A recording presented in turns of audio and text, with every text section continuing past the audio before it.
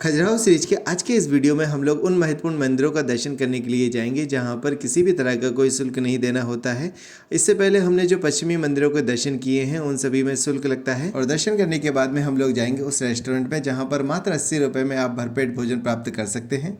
तो मेरा नाम है संजय सिंह और आप लोगों का तहे दिल से स्वागत करता हूं आपके अपने YouTube चैनल पर जिसका नाम है जकुस्त। इस सीरीज को आगे बढ़ाते हुए अब हम लोग जा रहे हैं ब्रह्मा मंदिर के दर्शन करने के लिए और यहाँ के जो मुख्य मंदिर हैं, जो पश्चिमी मंदिर हैं, उनसे मात्र 1.5 या 2 किलोमीटर की दूरी पर और भी मंदिर हैं, जिसमें पहला मंदिर हम लोग दर्शन करने जा रहे हैं ब्रह्मा मंदिर।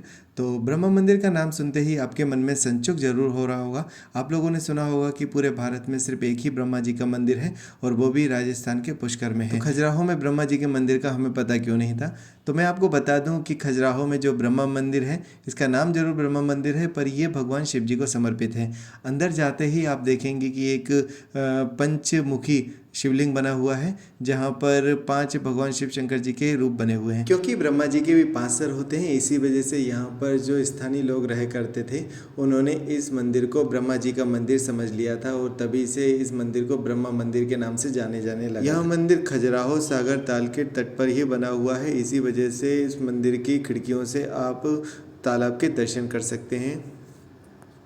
अब हमारा नेक्स्ट मंदिर है वामन मंदिर और यह भी बहुत ज़्यादा दूर नहीं है, ब्रह्मा मंदिर से मात्र 5 मिनट की दूरी पर ही है और पैदल आप यहाँ पर भी आ सकते हैं। और ये जो मंदिर है वो भगवान विष्णु के जो अवतार हैं उनको समर्पित है। यहाँ पर उनके जो 7 अवतार हैं उनके बारे में बताया गया है उनकी मूर्तियों के द्वारा। तो आइए अब हम लोग अंदर चलते हैं और भगवान विष्णु के जो अवतार हैं, वामन अवतार, उनका दर्शन करते हैं। अभी आप ये मंदिर को देख सकते हैं, इसकी जो बनावट है वो सेम जो पिछले हम मंदिर देख चुके हैं उन्हीं की तरह बना हुआ है, जिसमें कि अर्धमंडप है, मंडप है और मंडप की आप नक्काशी देख सकते हैं कितनी सुंदर तरीके से इसमें नक्काशी की गई है। ऊपर अगर छत को भी देखा जाए तो इसका जो डोम है उसमें भी बहुत बारीक बारीक नक्काशियाँ की गई हैं, जैसे कि और मंदिरों में किया गया है वैसे ही इसमें भी आपको कलाकारी देखने को मिलेगी।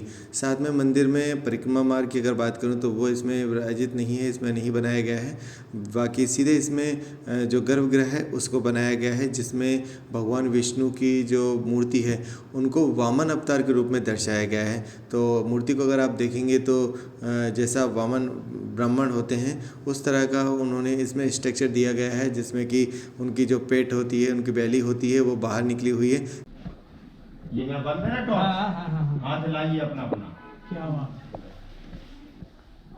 सही बात है। तो मजाक थोड़ी करूँगा। ठीक है, और ऐसे निकलते जा बेटा है आराम। ये मैडम कहाँ से आई हैं? वो रसिया है। रसिया से।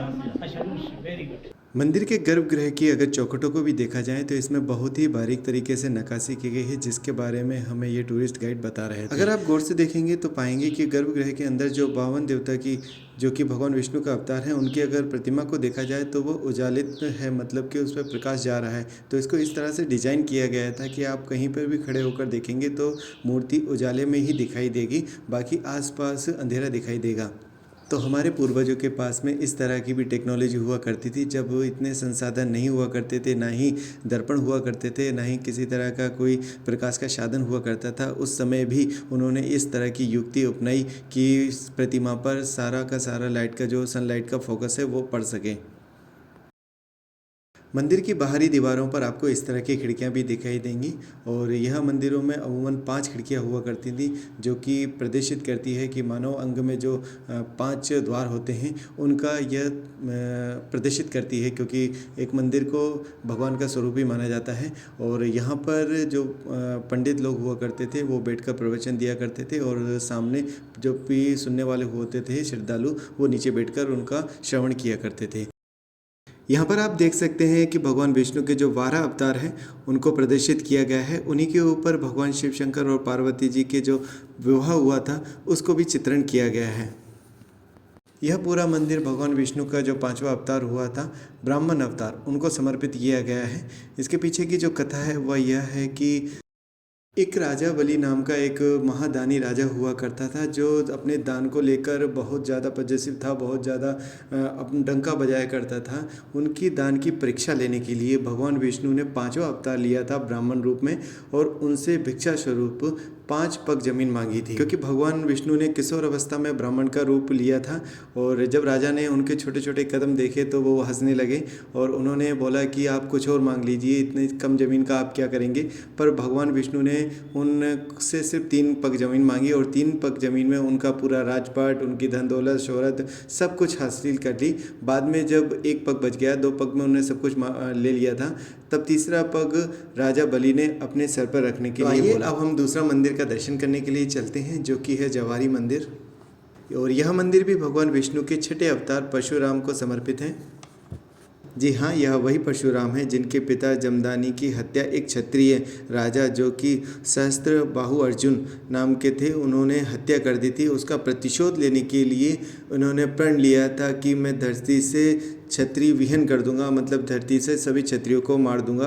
और ऐसा उन्होंने किया और करीबन 21 बार क्षत्रियों की जो पीढ़ियाँ होती हैं उनको नष्ट कर दिया था। सिर्फ जो गर्भवती महिलाएं हुआ करती थी उनको वे छोड़ दिया करते थे, बाकी और जितने भी क्षत्रिय हुआ करते थे उन सबका वो वध कर दिया करते थे। इसके पीछे की जो कथा है वो बहुत ही ज़्यादा लंबी है, मैं बहुत ही संक्षिप्त में आपको बता रहा हूँ। अब हम मंदिर पर फोकस करते हैं और देखते हैं कि इसके गर्भगृह में जो नक्काशी की गई है, आप देख सकते हैं कितनी सुंदर तरीके से इन मूर्तियों को तराशा गया है।